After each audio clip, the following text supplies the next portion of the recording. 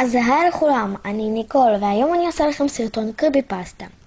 היום אני עושה לכם סרטון על דולי עולה במדרגות. היום אני אספר לכם את הסיפור שלה. אז בואו נתחיל. טלה קטנה מאוד אהבה בובות, והיה לה אוסף ענק של בובות מכל הגוונים וכל הצבעים. יום אחד היא טיילה עם אמא שלה בשוק, וראתה בובה ממש יפה וגדולה, אחת שאין לה עוד. היא התחננה לאמא שתקנה לה, אבל אמא שלה לא הסכימה.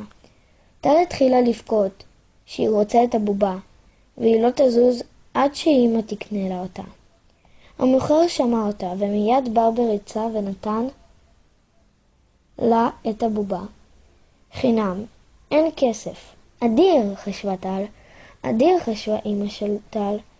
אדיר, גם חשב המוכר, וכולם היו מרוצים. כשהם חזרו הביתה, טל כל הזמן שיחקה בבובה החדשה, עד שאמא צעקה, טל, כבר 10, לכי לישון.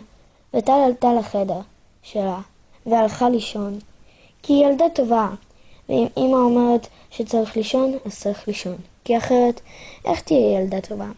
פתאום, טל מתעוררת ב-12 בלילה, לקולות מוזרים של תפיסה, משיכה, תפיסה, גרירה. סקריץ, קרץ, סקריץ, קרץ. ואז פתאום היא מתחילה לשמוע את השיר הבא. לה לה לה לה לה לה לה לה לה לה לה לה לה דולי עולה במדרגות, דולי עולה במדרגות. טל לא הבינה מה קורה, אבל מהר מאוד נרדמה. בקצה חדר המדרגות היא לא חושבת הרבה, כי היא בסך הכל ילדה קטנה, וזה לא התפקיד שלה לחשוב בסיפור.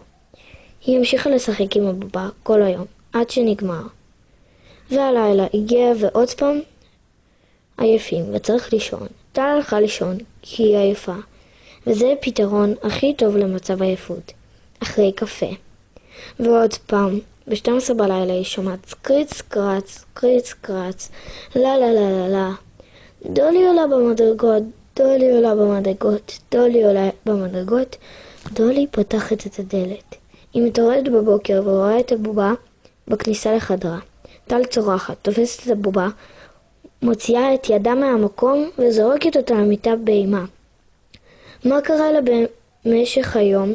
לא מעניין אותנו. לכן ישר נעבור ללילה הבא. טל הולכת לישון ב-12 בלילה. היא מתעוררת ועוד פעם שומעת. לה לה לה לה לה. דולי מחברת את יד ימין, דולי מחברת את יד שמאל. דולי עולה במדרגות, דולי עולה במדרגות. ובבוקר דולי שלמה לגמרי. יושבת לה בכניסה לחדר, עם חיוך מפחיד ונועצת את מבטיה בטל. טל צרחה, עקרה לבובה את ידיה ואת רגליה וקברה אותה בגב.